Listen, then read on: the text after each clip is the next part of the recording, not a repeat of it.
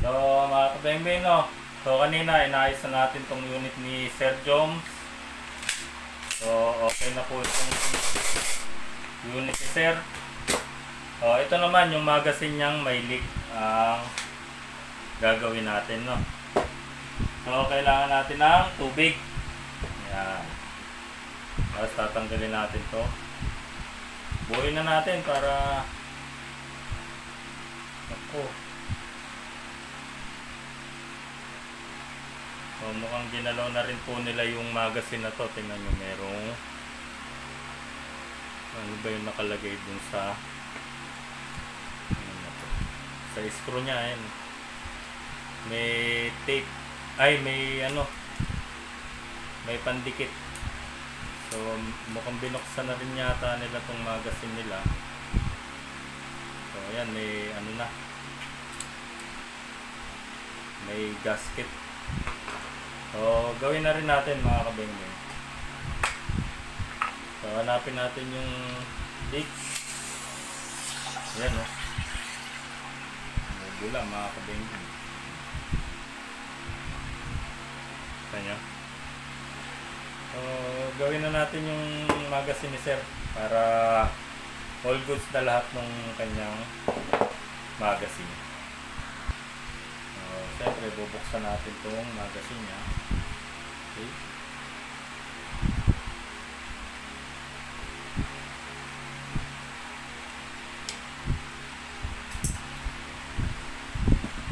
So mukhang ginawa na nga rin nila itong magazine.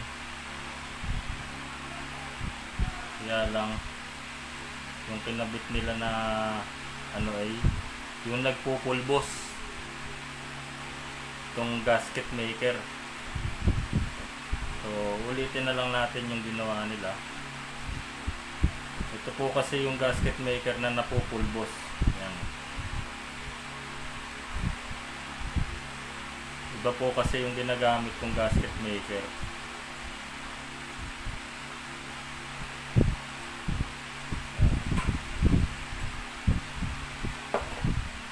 So linisin po natin to kanyang lumang o-ring.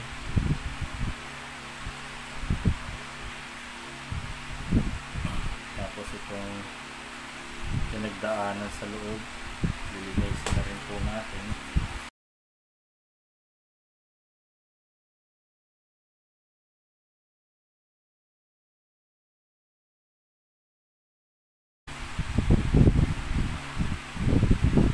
Tapos lagyan natin itong ating gasket maker. So ito po kasi ay gandang klase, hindi po basta-basta nababakbak. Saka goma po siya pag natuyo. Okay. Lagyan na natin.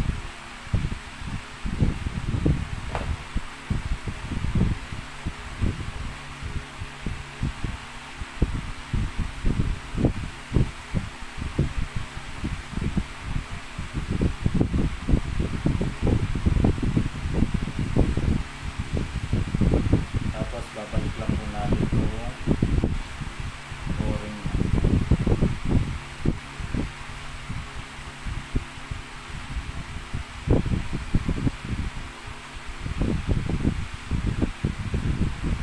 Tapos papatungan na din natin ng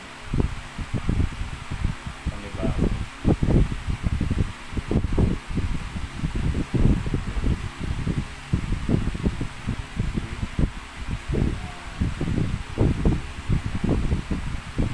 Problema yan kahit marami, basta matakpan yung sinisingawan.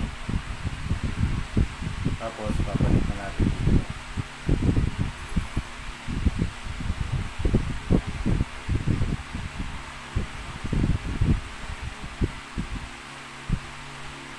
Yan.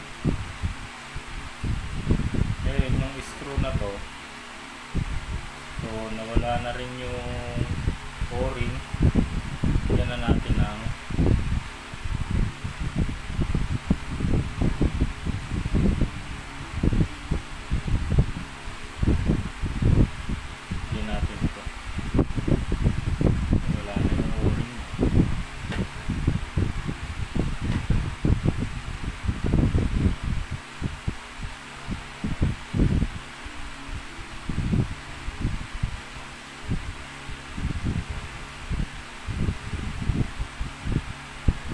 So maya maya saka natin siya lalagyan ng gas.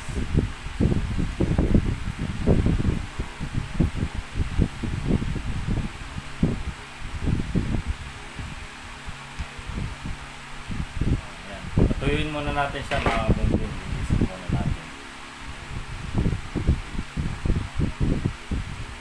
So maya maya anuin na natin to. Lalagyan natin ng gas. Tuyuin muna natin.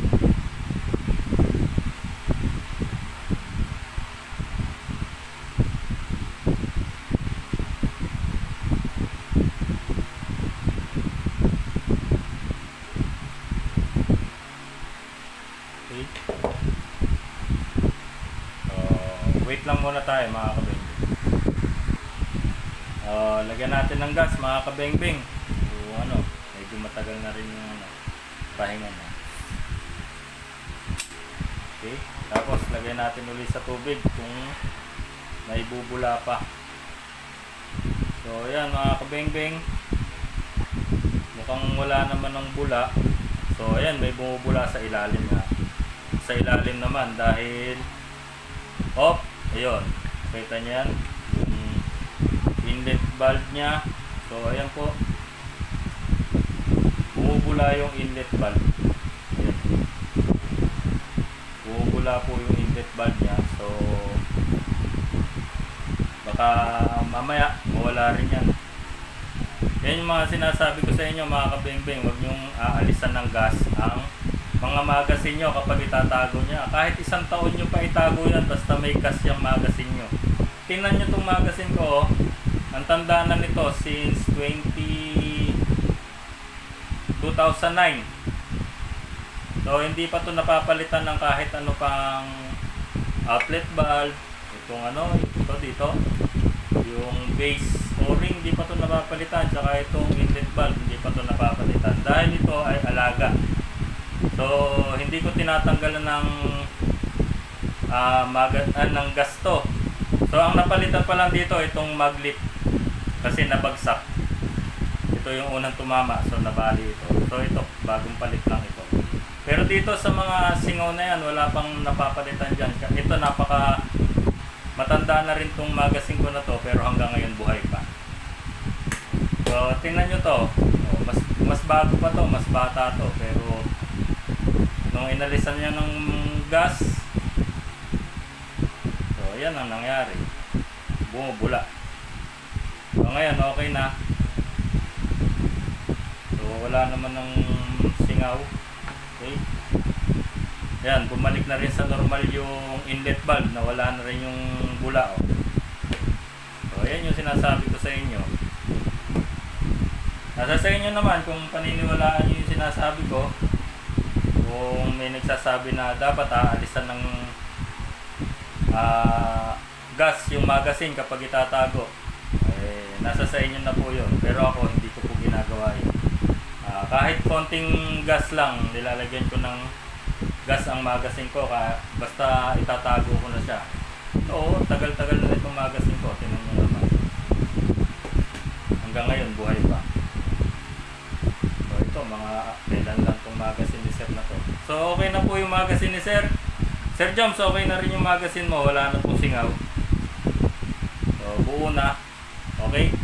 So pwede nang umuwi yung unit mo, Sir. So testingin natin yung magasin mo. Okay, good. So wala nang singaw, okay na. So yun lang mga kabeng-beng, no. Sana may natutunan po tayo sa ating mga tutorials at sa pag-aalaga ng mga unit natin. So maraming salamat po sa panonood. Please like and share lang po. And follow nyo rin po yung YouTube channel ko, yung Gary Concepcion na YouTube channel, Gary's Vlog. So maraming salamat mga kabeng-beng. Mabuhay po tayong lahat.